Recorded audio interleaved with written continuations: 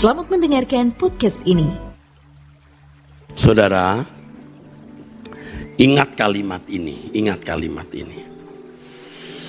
Kita tidak dapat menyelamatkan diri kita sendiri, tetapi kita bisa membinasakan diri kita sendiri.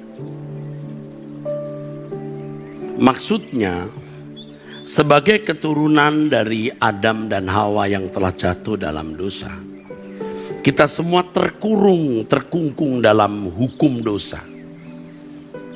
Bukan saja hukuman dosa, tapi hukum dosa. Di mana kita tidak dapat melakukan apa yang tepat seperti yang Allah kehendaki. Padahal standar manusia yang diciptakan Allah itu adalah melakukan tepat seperti yang Allah kehendaki. Kita tidak dapat menyelamatkan diri kita sendiri, tetapi kita bisa membinasakan diri kita sendiri. Keselamatan dalam Yesus Kristus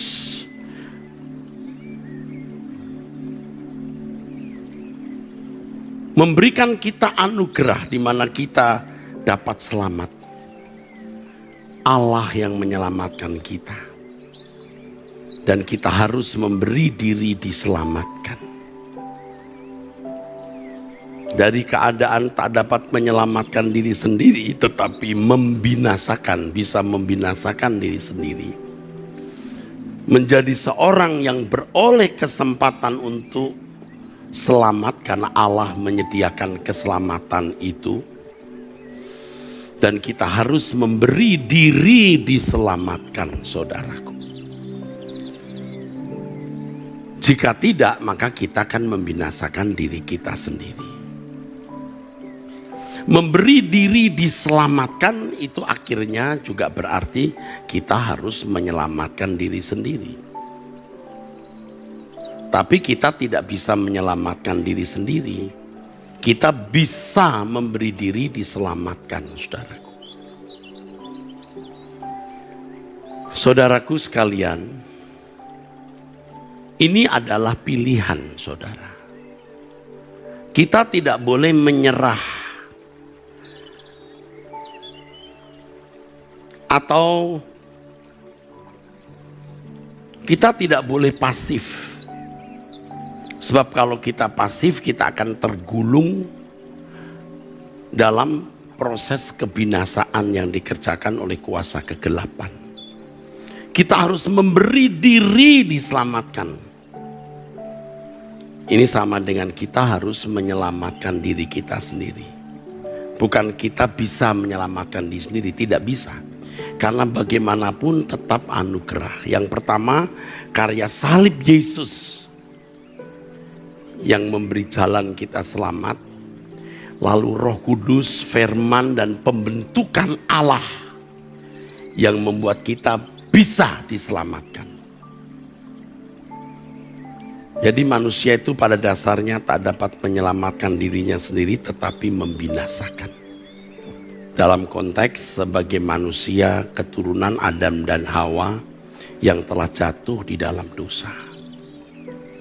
Tetapi oleh karya salib Tuhan Yesus, di mana Tuhan menebus dosa-dosa kita dan membawa kita kepada Bapa dalam keadaan dibenarkan walaupun belum benar, ya. Maka kita, saudara, harus memberi diri diselamatkan. Ini sama artinya dengan kita menyelamatkan diri sendiri. Bukan kita bisa, karena kita tidak akan pernah bisa. Sebab hanya anugerah Tuhan. Anugerah Tuhan melalui Roh Kudus yang akan memimpin kita, firman kebenaran yang menuntun kita, dan proses pembentukan Allah di mana Allah bekerja dalam segala sesuatu mendatangkan kebaikan bagi kita. Nah, banyak orang Kristen hanya terperangkap dalam doktrin kita tidak bisa menyelamatkan diri kita sendiri, hanya Allah yang menyelamatkan kita oleh anugerah. Ini menjadi absurd atau kacau. Memang kita tak dapat menyelamatkan diri kita sendiri, Allah menyediakan salib, setuju. Tetapi kita harus memberi diri diselamatkan, yang sama dengan kita harus menyelamatkan diri kita sendiri. Tapi jangan dibuat kalimat kita bisa menyelamatkan. Kita tidak bisa, karena anugerah juga, yaitu Roh Kudus, firman, dan pembentukan Allah lewat proses pendewasaan, saudara. Nangkep? Saudara mengerti yang saya sampaikan? Belum. Jangan terperangkap pada doktrin bahwa kita tidak bisa menyelamatkan diri kita sendiri hanya oleh karya salib. Setuju? Ya, setuju ini bahwa kita hanya bisa membinasakan. Betul. Jangan hanya terperangkap di sini bahwa kita tidak bisa menyelamatkan diri sendiri hanya oleh anugerah salib Tuhan. Selanjutnya hanya oleh anugerah Tuhan juga kita bisa diselamatkan. Tetapi tidak ada pernyataan yang harus kita dengar, kita menyelamatkan diri sendiri. Atau tepatnya memberi diri diselamatkan. Banyak orang tidak memberi diri diselamatkan. Dia menyerah kepada keadaan, itu bisa tergulung dalam proses pembinasaan oleh kuasa kegelapan. Kita harus keluar dari kubangan proses itu, saudara. Harus keluar. Sebab kita ada di dalam hukum dosa, artinya kita tuh tidak bisa tepat melakukan apa yang Allah kehendaki. Padahal standar manusia yang Allah inginkan itu melakukan tepat seperti yang Allah kehendaki. Nah, di sini Tuhan menyediakan sarana keselamatan. Roh Kudus, kita harus berurusan dengan Allah setiap saat. Firman yang membawa kita kepada seluruh kebenaran Allah, itu memperbaharui cara berpikir kita. Ketiga, proses di mana Allah bekerja dalam segala hal mendatangkan kebaikan. Masuk yang namanya sekolah kehidupan, pemuritan, atau proses pendewasaan, saudara. Karena tidak diajarkan bahwa kita harus menyelamatkan diri sendiri, bukan kita bisa menyelamatkan diri sendiri. Atau supaya lebih aman kita gunakan kalimat, karena tidak pernah ditekankan bahwa kita harus memberi diri diselamatkan, maka banyak orang hanya menyerah kepada keadaan. Berdasarkan doktrin yang telah memperangkap banyak orang, bahwa kita tak dapat menyelamatkan diri sendiri hanya oleh anugerah. Titik. Itu absurd. Dan konsep ini membuat kekristenan tidak ada implikasinya secara proporsional. Tidak ada implikasinya secara proporsional. Semua hanya dalam format definisi. Akhirnya terjadi pemisahan antara praktek kehidupan dengan doktrin. Ngerti enggak ya? Loh, amin? Aminnya enggak yakin? Amin? Maka saudara bisa melihat orang-orang berteologi di dunia teologinya, di dunia teologi, di sekolah teologi, yang seakan-akan punya dunia sendiri, atau punya kawasan kehidupan rohani di atas, lalu jemaat di kawasan yang lain. Ini gila, ini rusak nih. Ini rusak. Ya, mestinya tidak demikian, saudara. Yang menjadi masalah memang sekolah tinggi teologi lagi nih. Ini bukan saya sedang sakit hati ke sekolah teologi ya. Bukan sedang menggugat. Ya, tapi menggugat juga sih. Bukan sakit hati, tapi saya menggugat supaya kita ini para akademisi sekolah tinggi teologi jangan menciptakan situasi ini. Jangan menciptakan kondisi ini. Sekolah teologi itu harus benar-benar menjadi sekolah di mana orang mengalami implementasi dari keselamatan yang dipahami itu, yaitu memberi diri diselamatkan. Ini proses kehidupan di mana seseorang akan makin serupa dengan Yesus atau sempurna seperti Bapa. Nah, barulah doktrin atau teologi yang benar akan terimplementasi juga dalam kehidupan jemaat. Sehingga tidak ada kawasan, dua kawasan ini, satu kawasan saja. Yaitu kawasan kehidupan orang beriman yang pengertiannya mengenai Allah itu sama. Kalaupun mereka yang sekolah tinggi teologi lebih tahu, ya mestinya lebih tahu. Tapi tidak membuat jurang pemisah yang jauh, saudara. Tapi yang sekarang kita pahami ini kan kelompok elit yang memahami Tuhan lebih dari kelompok awam yang seakan-akan di kawasan yang lebih lalu jemaat di kawasan lain yang lebih rendah. Paham gak ya? Ini rusak sekali, ini kacau. Saya ini memahami ini lewat sebuah pengalaman hidup, sebuah perjalanan pengembaraan perburuan spiritualitas saya sampai seperti hari ini. Saya ada di tengah-tengah suasana ini karena sejak saya muda, saya ada di sekolah tinggi teologi. Tetapi juga di lain pihak saya aktif dalam pelayanan. Dari menjadi pengerja, wakil gembala sidang sampai jadi gembala. Begitu. Saya ulangi lagi supaya Anda nggak bingung. Manusia yang di bawah keturunan Adam yang telah jatuh dalam dosa, itu tidak bisa menyelamatkan dirinya sendiri, yang bisa membinasakan. Jelas nggak? Membinasakan, karena kita ada di bawah hukum dosa. Hukum dosa bukan hukuman dosa saja. Hukum dosa itu keadaan di mana manusia itu tidak bisa tidak meleset. Bisa baik loh, bisa baik, tapi tidak bisa tidak pasti meleset. Padahal standar manusia harus tepat seperti yang Allah kehendaki. Amin enggak? Jadi manusia perlu campur tangan Allah, maka dikirimkannya lah oleh Bapa Tuhan Yesus yang mati di kayu salib, menebus kita, membenarkan kita, membawa kita kepada Allah.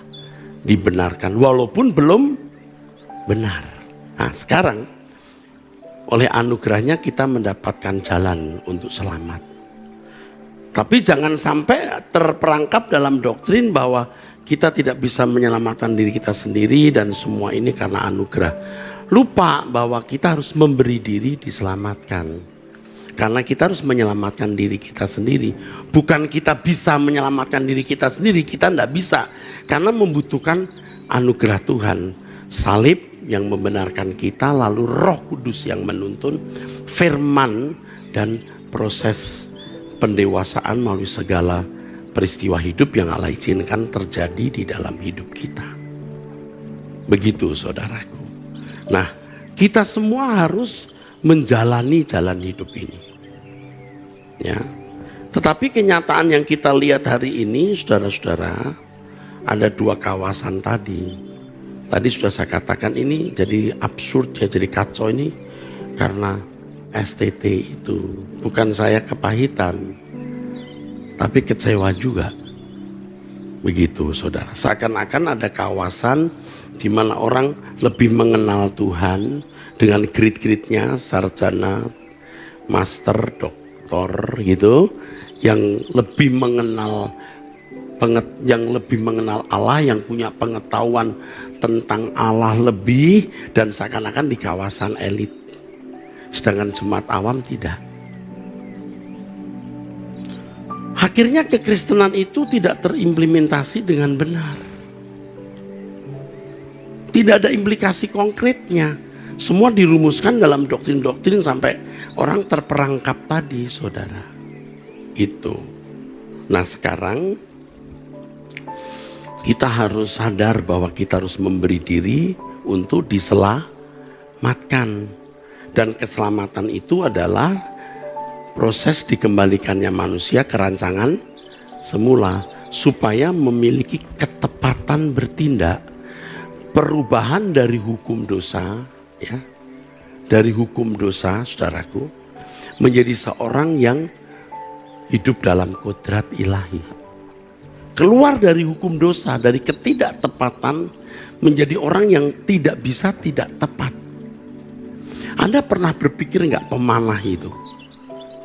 Dia latihan terus sampai tidak pernah bisa meleset. Paling tidak pasti di dalam lingkaran, paling tidak.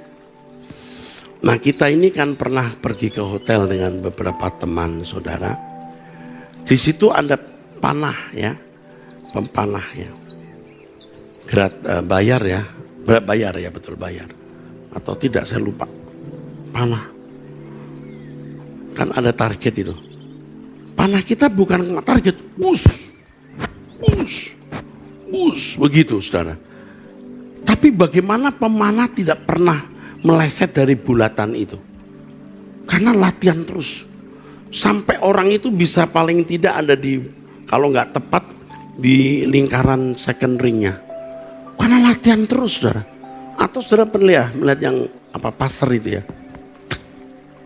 Kalau kita bisa keluar dari lingkaran. Tapi kalau orang sudah sering begitu, itu bisa tepat atau paling tidak di lingkaran kedua. Nah, orang percaya itu harus sudah terbiasa sampai tidak bisa meleset. Dari tidak bisa tidak pasti meleset bisa menjadi seorang yang hampir tidak bisa meleset. Dari hukum dosa menjadi seorang yang berkodrat ilahi. Nah, itu namanya memberi diri diselamatkan. Nah, tadi saya ucapkan satu kalimat yang Anda mungkin bingung maksudnya apa ya? Menyerah kepada keadaan. Ini paling banyak terjadi. Yang saya membahasakan dengan kalimat pasivitas. Pasivitas, Pak. Pasivitas, Bu. Jadi orang yang menyerah kepada keadaan. Dan memang setan mengkondisi manusia berkeadaan seperti itu. Sejak kecil sibuk dengan mainan, sibuk dengan sekolah, nanti satu kuliah, lalu sambil pacaran, lalu berkarir. Itu menyerah kepada keadaan. Ya ke gereja juga jadi orang baik juga, bukan jadi orang bejat saudara. Tapi tidak mengerti proses memberi diri diselamatkan. Karena gereja tidak memiliki pengajaran yang tepat untuk mengimplikasikan proses keselamatan itu. Dulu pada umumnya Bapak Ibu pasti memahami keselamatan sekedar terhindar dari neraka. Betul nggak? Terhindar dari neraka. Jadi instan gitu, percaya Yesus selamat black. Padahal keselamatan itu jalan hidup lewat proses. Proses dari meleset, makin tepat, sampai tidak bisa meleset. Jadi tangannya udah terlatih. Tepuk tangan dulu saudara. Atau kalau ilustrasinya menembak, ini juga kebetulan di hotel itu ada menembaknya saudara. Ya, harus belajar cara menembak, ditahan lalu. Kalau belajar menembak yang benar itu kan, dia bisa ke atas itu kan, dia harus ditahan, tetap ditahan supaya kena.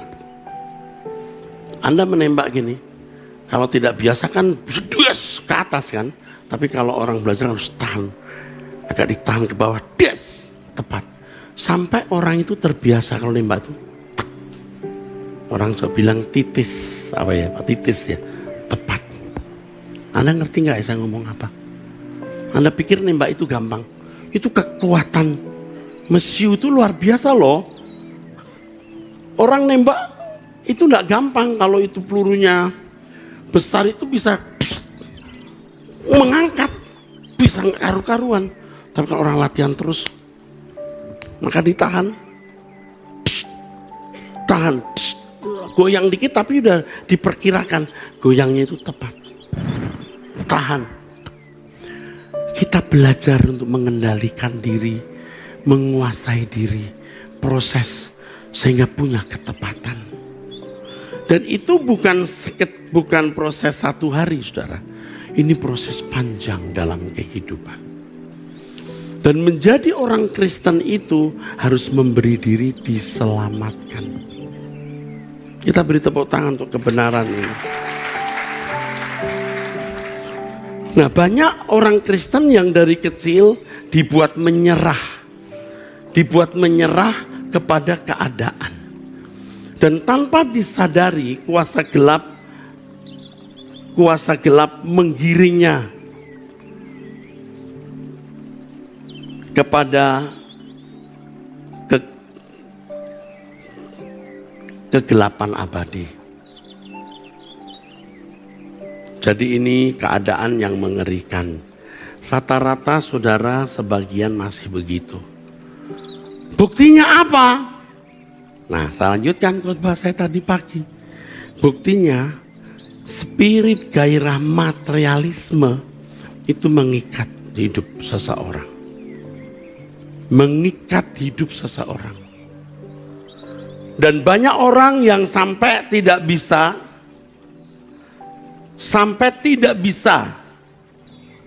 diperbaiki lagi, saudaraku. Sampai tidak bisa diperbaiki lagi. Dan saya bukan mengancam, saudaraku. Saudara kalau tidak memberi diri diselamatkan, yang sama dengan yang dikatakan dalam Roma 5:10, Kolose 1 ayat 22 dan ayat-ayat lain dalam Alkitab.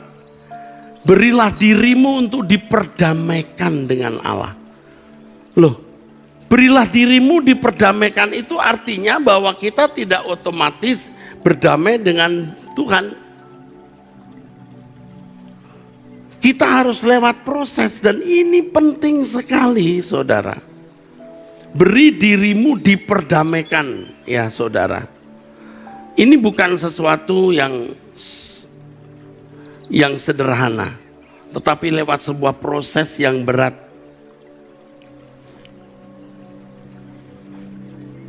Seperti firman Tuhan mengatakan, beri dirimu dipimpin oleh Roh. Ini juga lewat sebuah proses karena kita biasa hidup seperti di Roma pasal 8. Hidup menurut daging, sekarang harus hidup menurut roh. Itu proses.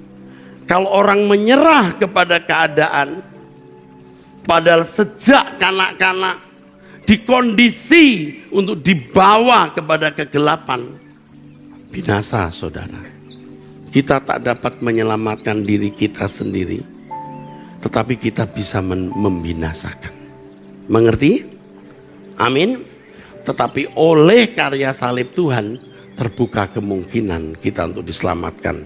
Dengan kematian Yesus di kayu salib, mengampuni dosa kita atau menebus semua dosa kita, membawa diri kita dibenarkan di hadapan Allah walau belum benar. Maka kita harus memberi diri untuk diselamatkan. Sama dengan memberi diri untuk diperdamaikan. Nah, kalau di dalam format doktrin, ya, dan itu di dalam liturgi-liturgi gereja-gereja dari dulu sudah terbiasa ya kita dengar. Allah yang penuh rahmat dan anugerah telah memperdamaikan kita oleh darah Yesus. Sampai di situ. Lalu jemaat amin, amin. Belum selesai. Satu sisi memang Yesus mati di kayu salib menebus dosa kita, membawa kita dibenarkan. Betul, tapi belum benar loh. Kita mau diperdamaikan dengan Allah, tapi belum hidup dalam perdamaian yang benar, saudaraku. Seperti yang dari dulu kita dengar dalam liturgi gereja ya.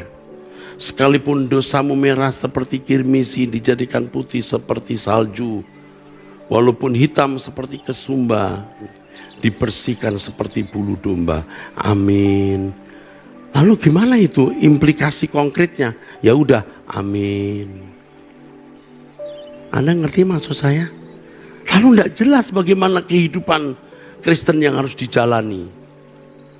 Menyerah kepada keadaan. Padahal dunia ini menggiring orang kepada kegelapan abadi.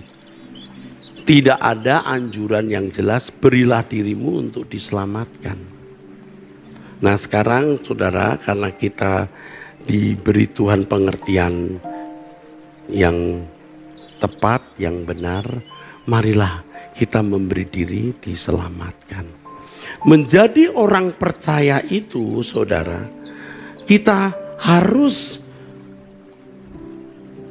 menceburkan diri pada proses dikembalikan hidup kita ke rancangan Allah semula. Maka kita tidak bisa tidak harus menanggalkan semua ikatan-ikatan dunia. Dan itu bukan Tuhan yang melepaskannya, kita melepaskan diri kita sendiri. Supaya kita memberi diri untuk diselamatkan. Lukas pasal 16 kita baca. Lukas 16. Salah satu yang akan membuktikan bahwa kita harus memberi diri diselamatkan, saudara. Ayat ini sering saya kemukakan, tetapi kebenaran yang termuat di dalamnya tidak pernah habis dikupas. Lukas 16 ayat 11. Jadi jikalau kamu tidak setia dalam hal mamon yang tidak jujur, artinya jika kamu masih materialistis, siapakah yang akan mempercayakan kepadamu harta yang sesungguhnya? Harta yang sesungguhnya ini, maaf ya Bapak Ibu, ini terjemahan kita ini tidak tahu kenapa jadi begini. Teks aslinya bukan harta yang sesungguhnya, teks aslinya itu kebenaran, aletheia. Kalau kamu masih materialistis, kamu tidak akan mengerti kebenaran. Jadi anugerah untuk membawa kita kepada ketepatan bertindak, ya, fasilitas untuk mengubah kita dari hukum dosa menjadi seorang yang berkodrat ilahi tidak jalan. Aletheia itu firman kebenaran. Karena materialistis tidak bisa mengerti kebenaran. Betapa sulitnya menjelaskan hal ini, saudara. Saya mengerti betapa sulitnya. Tetapi saya sudah mengalaminya. Saya mengalaminya. Ketika kita dengan kesungguhan melepaskan ikatan kita dari materialisme, dari percintaan dunia, pikiran kita menjadi begitu terang dan jernih. Kita bisa memahami ayat-ayat Alkitab, menghayatinya dengan benar. Kita bisa begitu betah duduk diam di kaki Tuhan. Hati kita bisa terarah ke kerajaan surga. Yang mana itu tidak bisa kita lakukan dulu. Ketika kita masih pengen punya uang, punya fasilitas.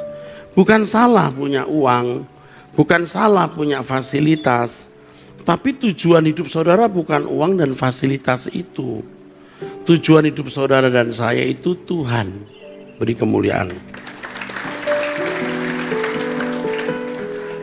Jadi kita harus melepaskan diri dari ikatan dunia.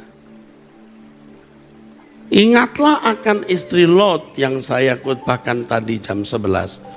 Artinya kamu jangan menoleh. Makanya Tuhan Yesus berkata, barang siapa tidak melepaskan dirinya dari segala miliknya, ia tak dapat mengikut aku, tak dapat jadi muridku. Makanya di dalam Matius pasal 19, orang yang mau ikut Tuhan Yesus harus menjual segala miliknya, membagikannya kepada orang miskin, baru ikut Yesus.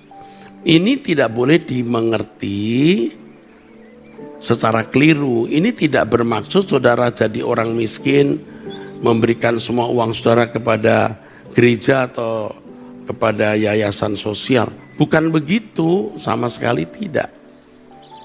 Bahkan saudara pun di sini juga diajar kalau memberi persembahan harus dalam pimpinan Tuhan. Ini semua milik Tuhan karena harta kita. Jadi kita tidak ada aturan harus 10% atau 20%. Perjanjian lama memang perpuluhan. Itu mesti dijelaskan ya, tapi tidak saya jelaskan saat ini. Bagi kita seluruh hidup kita milik Tuhan. Jadi apa yang kita lakukan terhadap harta kita, bagaimana kita memanage, mengelola harta kita harus di dalam pimpinan Roh Kudus. Sebab kita hanya kasir.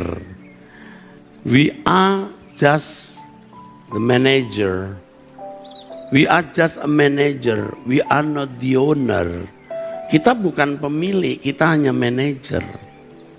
Makanya betapa pentingnya seseorang bertumbuh dewasa rohani, dipimpin Roh Kudus, sehingga dia bisa melakukan segala sesuatu dalam ketepatan. Kalau di dalam agama pada umumnya kan perintah untuk berderma ya, kepada orang miskin ya, kepada yatim piatu. Nah kita orang Kristen ikut-ikutan begitu juga. Ayo kita bantu orang miskin, kita bantu orang yang ada di panti jompo, rumah yatim piatu. Bukan tidak boleh. Tapi Tuhan mau saudara lakukan apa? Yang punya duit, aku mau bikinlah panti asuhan. Bukan tidak boleh, Tuhan suruh enggak. Harus tepat. Orang datang ke tempat Anda berkata, saya pinjam duit, saya lagi perlu ini, perlu itu. Kasih enggak? Belum tentu kita kasih loh, belum tentu kita beri. Kita beri dia tambah rusak. Atau bagaimana? Mungkin enggak usah pinjam, aku beri saja sekian. Dan lain sebagainya. Harus ada ketepatan. Itu kekristenan saudaraku. Makanya kita harus betul-betul bertumbuh di dalam kedewasaan rohani. Sehingga kita memiliki ketepatan dalam bertindak saudara. Nah disinilah maksud Allah menciptakan manusia. Manusia menjadi mandataris Allah. Pelaksana apa yang Allah kehendaki untuk dilakukan. Jadi masing-masing individu itu memiliki keadaan yang berbeda-beda. Tetapi di dalam keadaan yang berbeda-beda itu segala sesuatu yang dilakukan tepat seperti yang Allah kehendaki. Saya membayangkan seandainya Adam dan Hawa tidak jatuh dalam dosa. Setiap individu itu menjadi instrumen yang membahagiakan Tuhan. Tetap ada pekerjaan, ada kegiatan hidup seperti hari ini saudara. Tapi tidak ada dosa. Dan setiap individu itu melakukan segala sesuatu dengan ketepatan. Sesuai dengan apa yang Allah kehendaki. Dan itu pasti memuaskan hati Tuhan. Nah sekarang kita melihat manusia tidak mampu. Manusia telah ada di bawah hukum dosa. Tidak bisa tidak meleset. Makanya keselamatan diberikan supaya kita itu bisa tepat saudaraku. Beri tepuk tangan. Makanya ya sekolah tinggi teologi harus mengerti ini, mengajarkan ini. Bagaimana mengimplementasikan proses keselamatan di dalam hidup. Sehingga mengalami pendewasaan dan memiliki kemampuan untuk bertindak tepat seperti yang Allah kehendaki. Apakah menjadi guru agama atau menjadi pendeta atau pedagang plus pendeta, ya terserah nanti. Tetapi memiliki kehidupan yang akan menggarami orang lain. Kalau Alkitab berkata jadikan semua bangsa muridku, itu bukan hanya untuk mahasiswa sekolah tinggi teologi atau lulusan sekolah tinggi teologi. Setiap orang yang mengalami proses pendewasaan itu akan mempengaruhi orang lain, akan menjadi berkat, akan menjadi alat dalam tangan Tuhan mengubah orang lain. Amin.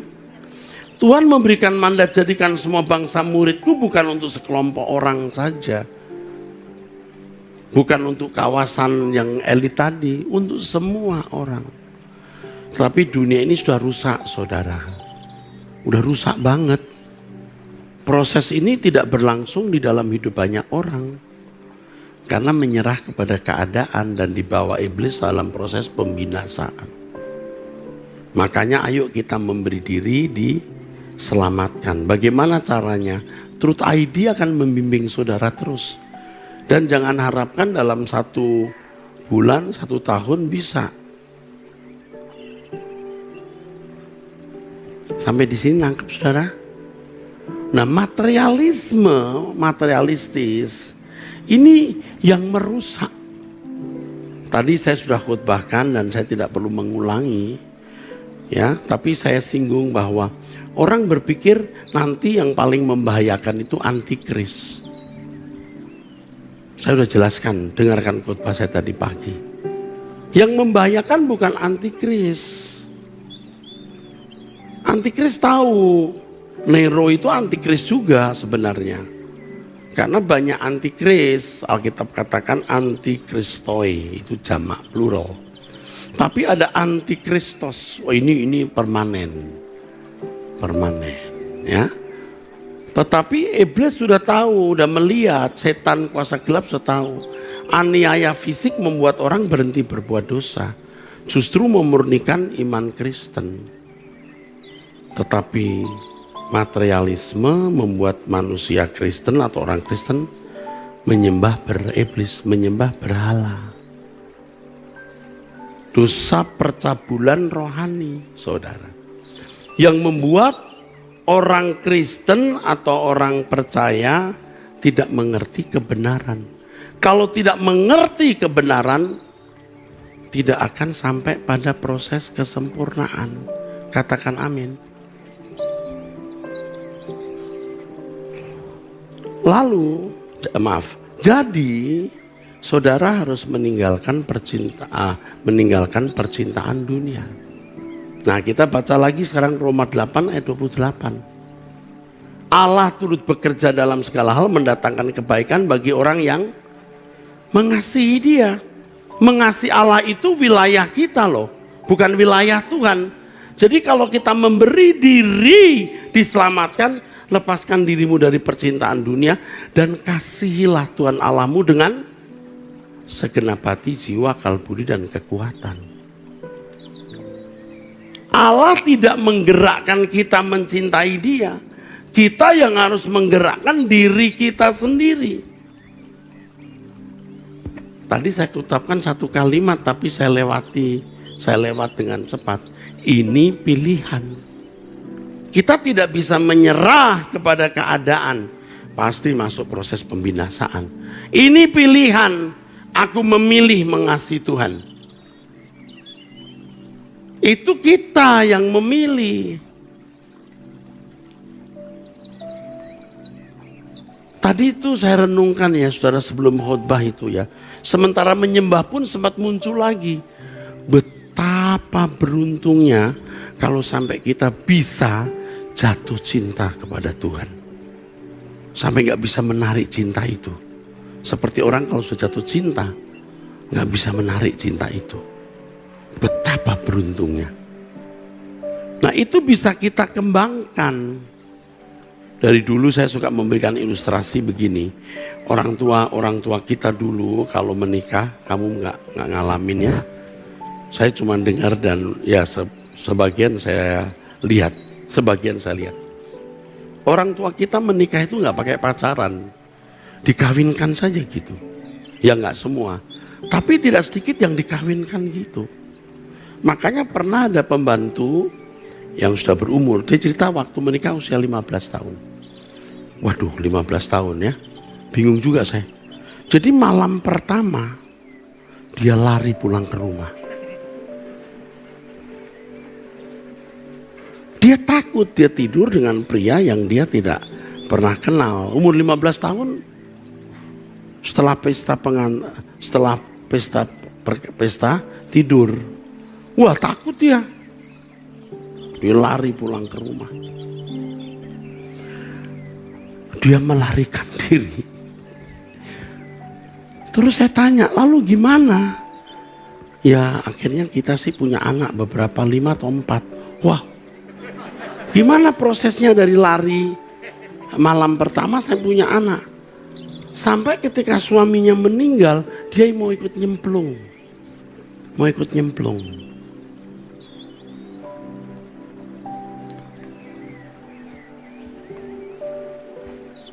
Pernah kami diberitahu ya oleh tour leader ya di negara tersebut, kalau ini pejabat tinggi ya, meninggal itu di tempat-tempat tertentu, kuburannya tempat tertentu. Dia dikubur bersama istrinya yang masih hidup. Jadi dikubur hidup-hidup. Istrinya tuh mau dikubur hidup-hidup. Anda jangan heran, di Cina rajanya dikubur, selir-selirnya semua ikut dikubur, hidup-hidup, betul nggak? Nah kalau ini nggak, bukan selirnya, istrinya tercinta memberi diri, aku mau bersama. Kok bisa ya dari lari pada malam pertama sampai punya 4-5 anak. Dan ketika suaminya meninggal dia cerita, saya mau ikut mati. Cinta itu bisa dikembangkan. Orang Semarang, ada orang Semarang di sini, punya kalimat begini, Fiting Trisno Jalaran Soko Kulino, artinya dilarang parkir di sini. Artinya cinta itu berkembang karena kebiasaan bersama. Saudara kalau mengatakan aku mencintai Tuhan, aku memilih mencintai Tuhan, datang ke gereja, doa bersama, doa puasa, doa pagi, Anda sampai tidak bisa menarik cinta Anda. Allah bekerja dalam segala hal mendatangkan kebaikan bagi orang yang mengasihi. Ini wilayah saudara. Jadi kalau memberi diri diselamatkan, lepaskan dirimu dari ikatan percintaan dunia dan cintailah Tuhan dengan segenap hati, jiwa, akal budi dan kekuatan. Jadi di dalam proses keselamatan ini, saudara harus menyelamatkan diri.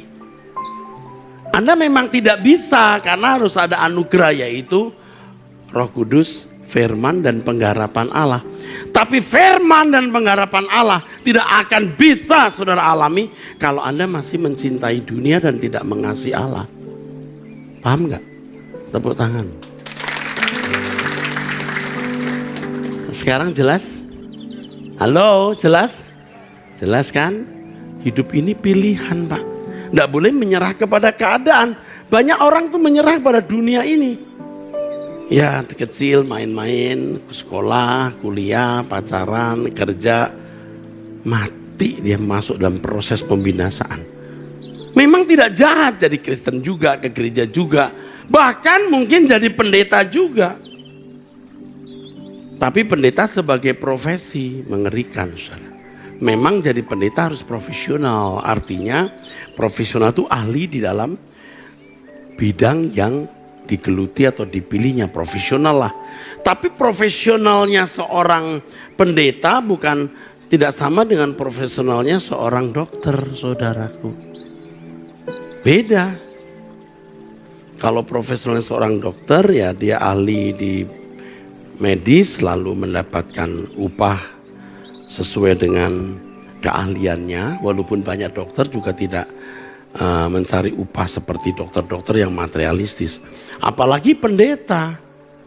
Pendeta memang punya profesi, tapi profesi ini tidak sama seperti profesi pada umumnya. Ini pengabdian, saudara. Ini pengabdian. Kalau orang mau jadi dokter ahli, dia harus belajar ilmu medis ya. Tapi kalau orang mau profesional sebagai pendeta, dia harus bergaul dengan Allah, bukan hanya punya pengetahuan tentang Allah. Kalau hanya punya pengetahuan tentang Allah, semua jadi format-format doktrin tadi. Kita tidak bisa menyelamatkan diri kita sendiri. Semuanya karena anugerah. Jadi ya semuanya format. Bersyukur saudara sekalian, kita yang dulu berkeadaan sebagai musuh Allah sekarang diperdamaikan oleh Allah. Amin, amin. Nggak jelas. You nggak bisa damai kalau you berkeadaan belum benar. Memang dianggap benar, tapi belum benar loh. Harus berjuang untuk benar. Kalimat yang bagus yang saya khotbahkan tadi pagi adalah, barang siapa mengikatkan dirinya dengan Allah menjadi satu roh. Kalau orang mengikatkan dirinya dengan perempuan cabul menjadi satu daging, satu gairah. Mengikatkan diri dengan Allah menjadi satu roh, harus satu gairah. Kalau Anda mau ikatkan diri menjadi satu roh dengan Allah, gairah hidupmu harus diubah. Masalahnya ini materialistis ini, gairah yang sudah mengakar sejak kecil. Wah, itu mesti didetok. Didetok. Proses. Mestinya segenap hidup kita diarahkan ke situ. Sekarang tergantung seberapa banyak saudara menginvestasikan waktu, pikiran, tenaga saudara untuk proses ini. Makanya kekristenan itu bukan bagian hidup kita. Kalau kekristenan hanya menjadi bagian hidup kita, tidak sampai tujuan saudara. Kekristenan itu seluruh hidup kita. Segenap hidup kita. Amin. Nangkep saudara? Saya udah panas dingin menjelaskan ini. Nangkep ya? Nah, saudara harus cerdas. Kebenaran-kebenaran seperti ini seperti detok untuk saudara. Anda akan diubahkan lewat kebenaran-kebenaran ini. Maka saudara harus tetap ikut bersama-sama dengan kami di Truth ID. Ikuti terus. Doa pagi setiap hari jam 5. Itu saudara akan mengkondisi hidupmu. Mengkondisi hidupmu menjadi seorang yang bisa diselamatkan oleh Allah. Dan untuk saudara, saudara menyelamatkan diri. Bukan bisa, karena kita tidak bisa kalau tidak ada anugerah. Anugerahnya apa? Keselamatan salib Yesus, lalu sarana keselamatan Roh Kudus, firman, penggarapan Allah. Tapi kalau Anda masih terikat dunia, Anda tidak akan bisa mengerti firman. Anda tidak akan bisa digarap oleh Allah, karena Allah bekerja dalam segala hal mendatangkan kebaikan hanya bagi orang yang mengasihi Dia. Memberi diri diselamatkan, jangan menyerah kepada keadaan. Amin. Nah, inilah yang harus kita lakukan. Saya percaya, saya yakin, saya tahu karena pengalaman hidup. Banyak orang bingung kenapa rohaniku tidak bertumbuh-tumbuh. Kenapa aku masih duniawi ya? Kok nggak bisa berkembang gitu? Oke. Yang pertama, jangan harapkan Anda bisa berubah itu sekejap. Nggak bisa. Ketekunan proses panjang. Yang kedua, robahlah rutinitas hidupmu. Bagaimana aku bisa berubah, Pak? Rubah rutinitasmu. Yang biasa bangun jam 7, jam 6, setengah 5. Jam 5 doa. Yang biasa hari Selasa jalan-jalan, minum-minum dengan teman di kafe, datanglah ke suara kebenaran. Yang biasanya tidak pernah puasa, ikutlah puasa. Rubahlah rutinitas hidupmu. Siapa yang merubah? Siapa yang merubah? Diri saudara sendiri. Beri dirimu diselamatkan. Dan ini harus kita lakukan dengan segenap hati, saudara. Dan kalau kita bisa melakukannya dengan segenap hati, kita akan mengalami proses itu. Ya. Saudara kalau melihat orang ahli main musik, ahli memanah tadi atau ahli menembak, Anda bingung, kok bisa ya? Dia latihan, saudara. Dia berlatih berhari-hari. Orang yang bisa main piano sampai tangan seperti punya mata. Ya karena dia dari kecil anak saya Stephen ya, bukan mau mengagungkan, mimpin doa sambil begini-begini. Saya enggak bisa. Saya bisa main piano tapi tidak seperti dia profesionalnya. Kenapa? Dia waktu masih kecil dia bawa partitur yang gede itu. Partiturnya lebih besar dari tubuhnya, dia cangkong gini. Segini gedenya. Jadi masih kecil dia begini. Dia sudah dang ding dang dung dari kecil. Jadi jangan heran kalau bisa, oh saudaraku, kita harus mengasihi Tuhan. Bapak Eras tahu, biar saya di luar negeri saya ikuti. Tuhan, tangannya tuh bisa jalan. Kita saja yang nggak pernah main kan, tong, tang, tong, ting, tong, tang, tong, dung, salah. Tapi tuh nggak ngelihat, saudaraku sekalian. Kalau kita mengasihi Tuhan, oh haleluya.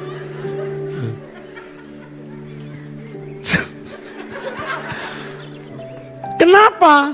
Dia sudah dari kecil bawa partitur musik itu, tasnya besar, lebih besar dari tubuhnya, dia begini. Ditenteng mamanya tuh punggungnya, kursus piano. Merem. Kalau kita jung. Kayak Tom and Jerry. Saudara mau tepat, ya intensif dong, nggak bisa sak instan itu loh. Piting Trisno jalanan soko, artinya apa? Parkirlah di sini. Artinya cinta berkembang lewat kebiasaan, pertemuan bersama. Tadi tepuk tangan dari orang-orang muda arahnya. Kalau sudah cinta kamu jadi bangun.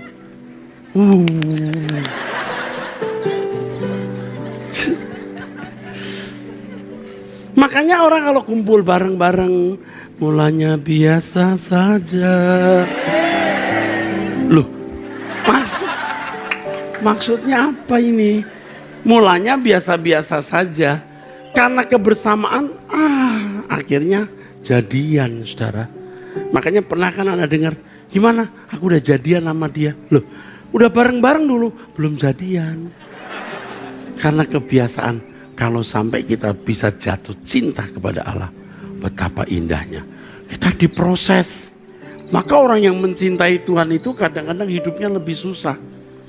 Kenapa? Dihajar Tuhan terus supaya terhindar dari neraka. Kalau dia bilang, Tuhan kenapa kau harus mengalami ini? Lah kamu cinta aku sih. Ya tapi jangan begini. Nggak ada jalan lain. Cara penyelamatan lewat proses, anakku. Kan kamu mencintai aku. Kalau tidak mencintai Tuhan ya nggak bisa. Kok dia nggak ngalamin seperti aku Tuhan? Dia tidak mencintai aku.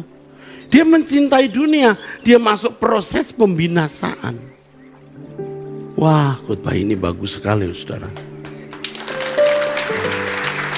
Saya bukan mau memuji diri sendiri, tapi ini khotbah juga untuk saya loh, saudara. Karena saya khotbah seperti ini juga minta pimpinan Roh Kudus sepenuhnya. Maka Anda tidak akan bisa mengira-ngira saya mau ngomong apa. Betul nggak? Ini bakal ngomong kemana nih? Mau kemana? Nggak akan bisa.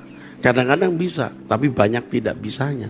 Baru, setelah selesai khotbah ini, sudah hampir 1 jam ini baru, ini sudah lewat 11 menit nih khotbah kita. Oke, kita tepuk tangan semua.